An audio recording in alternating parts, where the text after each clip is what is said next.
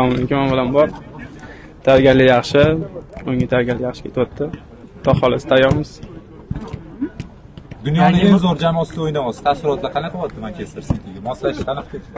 Zo'r jamoa bo'ladi, zo'r taassurot bo'ladi aka. Yangi murabbiy almashdi murabbiy. Shu haqda ham gapirib o'tsangiz, moslashish qanaqa bo'lyapti jamoadoshlaringiz va o'zingiz? Kapadze bilan baribir siz ishlagansiz endi boshqalar. Ko'pchilik ishlagan aka. Yaxshi hammasi. Qirg'iziston bilan o'yin javob birinchi uchrashuvga qaraganda bu o'yinda qanchalik farq bo'lishi mumkin? Inshaalloh yutamiz bundan kattaroq shutga. Harakat qilamiz. Assalomu alaykum Qodir.